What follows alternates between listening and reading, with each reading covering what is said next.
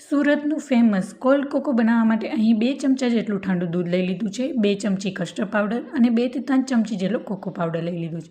અહીં custard powder નાખવાથી ખૂબ જ ટેસ્ટ એવો સારો એવો આવશે અને ક્રીમી બનશે. અહીં તમે મિલ્ક પાવડર તમે લઈ શકો છો અથવા તો કોર્નફ્લોર પણ લઈ શકો છો. હવે આમાં લમ્સ ન રહે એનું ખાસ ધ્યાન રાખવાનું છે, એ સરખી રીતના હલાવી લેવાનું છે. ત્યારબાદ મેં અહીં અડધા લીટર જેટલું દૂધ લઈ લીધું છે અને એક ઉભરો આવે ત્યારબાદ તેમાં અડધા બાઉલ જેટલી ખાંડ નાખી લઈએ. ખાંડ મેલ્ટ થાય એટલે આપણે જે કોકોનું જે મિશ્રણ બનાવ્યું છે એ ધીમે ધીમે એડ કરતા જઈશું. હવે આ મિશ્રણને ધીમે ધીમે નાખતા જવાનું છે અને કન્ટિન્યુ ચલાવતા રહેવાનું છે. અહીં તમારે પહેલેથી જ જાડા તળિયાવાળું વાસણ લેવાનું છે, જેથી દૂધ છે એ તળિયે ચોટે નહીં. હવે આને સતત 1 થી 2 મિનિટ સુધી ચલાવતા રહેવાનું છે, જેથી એમાં લમ્સ ન રહે અને દૂધ છે એ ચોટે નહીં. અને તમે જોઈ શકો છો ધીમે ધીમે દૂધ છે એ ઘટ્ટ થવા લાગ્યું છે અને એનો કલર પણ એકદમ ચોકલેટી બ્રાઉન કલર થઈ ગયો છે. હવે દૂધને આપણે હજી 2 મિનિટ માટે કૂક થવા દઈશું. જેમ વધારે ઉકાળશું દૂધ એમ એ ઘટ્ટ થતું જશે. તમે જોઈ શકો છો મસ્ત એવું ચમચામાં કોટિંગ થઈ ગયું છે. હવે આ દૂધને આપણે ગેસ ઉપરથી ઉતારી અને આપણે એક ગરણાથી ગાળી લઈશું, જેથી જે આપણા લમ્સ રહી ગયા હોય અને જે ઉપરની મલાઈ જે હોય એકદમ ગળાઈ જાય અને એકદમ સ્મૂથ બની જશે.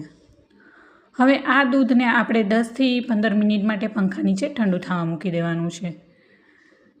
અને પંખા નીચે ઠંડુ થઈ જાય એટલે 1 કલાક માટે આપણે ફ્રીઝમાં ઠંડુ થવા માટે મૂકી દઈશું.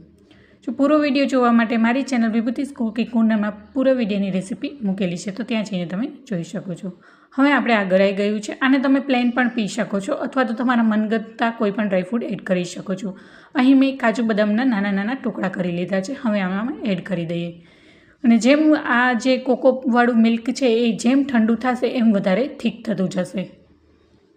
તમે જોઈ શકો છો ચમચામાં આવી રીતના કોટિંગ થઈને એકદમ થીક થઈ ગયું છે. હવે આપણે એને ઠંડુ થવા માટે મૂકી દઈશું. જોઈ શકો છો ઠંડુ થઈ ગયું છે એકદમ. હવે આપણે એને એકદમ ચિલ્ડ સર્વ કરીશું. અહીં મેં મીડિયમ સાઇઝના 2 ગ્લાસ નાખ્યા છે અને આઈસ ક્યુબ્સ એડ કર્યા છે અને આપણે જે આ કોકો છે એમાં એડ કરી દઈશું. તો તૈયાર છે સુરતનું ફેમસ એવું કોલ્ડ કોકો.